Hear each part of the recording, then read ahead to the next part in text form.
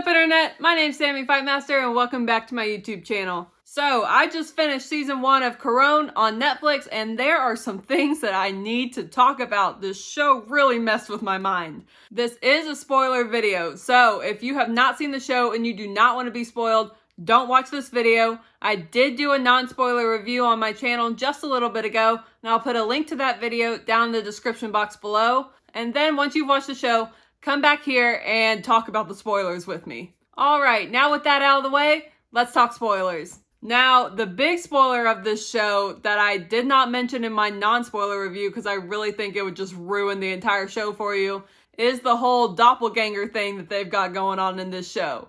That blew my mind. And it was very different than any kind of doppelganger thing that I've ever seen.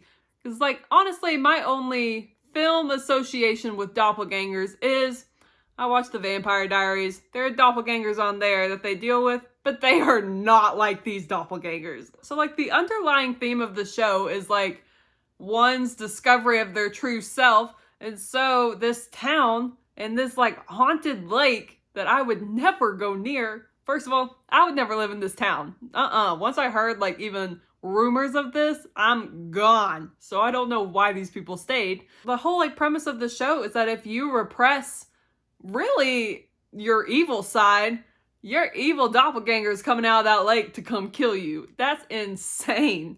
Because, like, they went in, it was like the second episode, they talked about, like, the two wolves analogy inside of you, the good, the bad, whichever one you feed is who you are kind of person.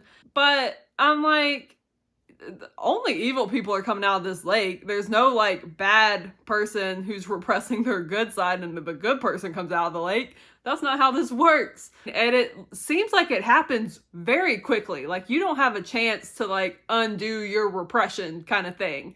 It's like, once it happens, it's too late. You're hearing those bells ringing and you know what that means. So that, like, blows my mind and makes me very, very nervous because of how this season left off. Because the season leaves off, obviously, in, like, the last, like, 2 minutes. Daria and Mickey both have the headaches and hear the bells ringing, and you see their doppelgangers trying to come out of the water. I was like, oh no, I don't want this. I don't want that happening. Because right now, there is not one, like, original person who is outliving the doppelganger. That's not happening. So that makes me very nervous for the fate of Mickey and Daria in season 2. And I also am still not clear on, once you kill them, are they dead? Like, for sure? Or does another one come out of the water? Because Clara had 2 doppelgangers. And I don't know if, like, they stop coming out of the water once the original person is dead. Which still does not leave me with happy thoughts for season 2.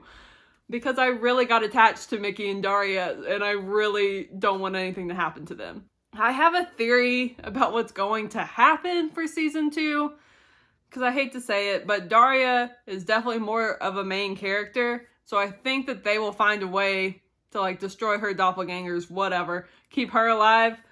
But unfortunately, I feel like they're gonna make Mickey expendable, and I really don't want that. I really hope that that's not what happens, but I have a really bad feeling that that might be where it's going. One of the big things that actually drew me into this show was Mickey's sexuality journey, because I already knew before I watched the show that there was something that was happening with her and Daria. I didn't know the extent of it. And honestly, I was a little upset that, like, the extent of it ended in, like, the first episode. I was like, oh, well, crap, it already happened. So I liked watching her journey because obviously something got turned on in her when Daria came to town. The new girl, she's really cool and very different from everybody in the town, and Mickey was definitely attracted to that.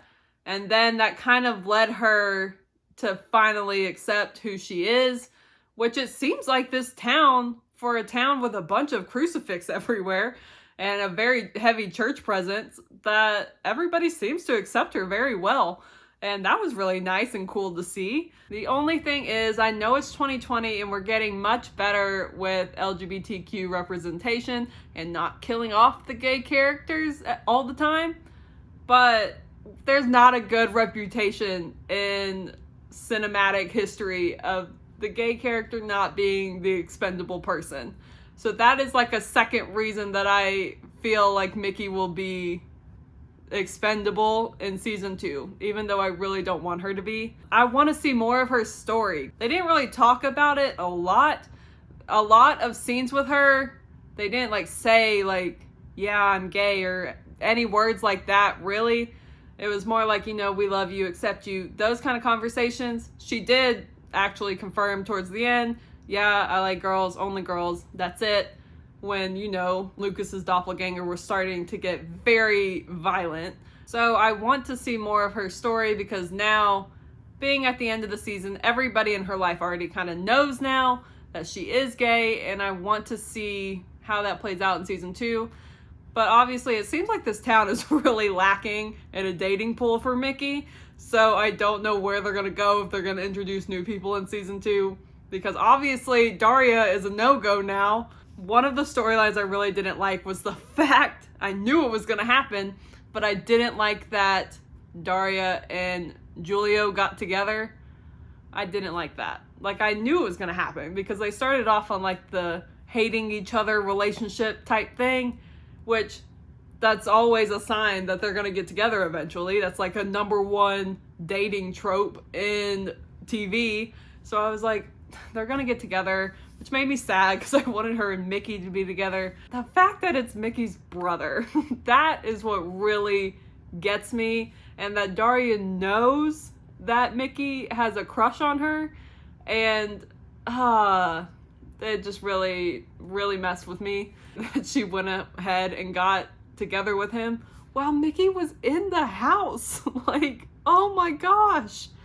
That bugged the crap out of me, honestly. I just didn't think that that was handled very well, and I definitely think that that is part of the reason why Mickey now has a doppelganger coming out of that lake. Which I didn't think that she did a very good job at repressing. Like, at least she was showing her emotions, that she was upset, pretty well, I thought. So I don't know what exactly was getting repressed that brought up this doppelganger, so I need to find that out in season 2 as well. Daria seems like she represses a lot, so I'm not entirely shocked that she's getting a doppelganger. But Mickey, I'm slightly shocked. I feel like this video is only me talking about Daria and Mickey, because I'll be honest, those are 2 of the only people I cared about in this show. And their fates are very up in the air for season 2 right now. Also, the fact that Mickey and Julio are the children of a doppelganger, that raises a lot of questions to me, because I don't know what that means. Like, what does that mean for them? Because we found that out really in episode 6 before Mickey and Julio found out in episode 7. So I was like, oh no, they're the child of a doppelganger. I thought that that made them kind of immune from getting their own doppelganger, but apparently not. So I guess we'll see in season 2 if being the child of a doppelganger plays into anything. And honestly, their mom's doppelganger seems to be like an okay person right now. Like, honestly, I'm not mad that they have their doppelganger mom, because she honestly seems better than original mom. So we'll see how that gets played out. My whole brain just does not know what to think about this season and what is going to happen next season. There's just a lot up in the air for the show right now. I mean, Anna is like officially dead, I think, because she's dead and the doppelganger. So I think that that's like the end of Anna. Albert's dead for sure. Albert's technically been dead for a long time, but his doppelganger is now dead. There's a lot of people dead in this show. A lot of questions still. A lot of doppelgangers still to be seen, I have a feeling. All right, that's really all that I wanted to talk about. I needed to kind of like talk through all of my Daria and Mickey feelings and theories for next season. So we'll see what happens. If you've seen the show, which you should have if you are watching this video, let me know what your thoughts are on it down below. If you like this video, make sure to give it a thumbs up. And if you're new around here, welcome to my channel. And I really would love and appreciate it if you'd subscribe at the end of this video. And then after you subscribe, hit the bell off to the side to be notified when I post new videos. Well, that is all that I've got for you today. So I guess I'll see you next time. Bye.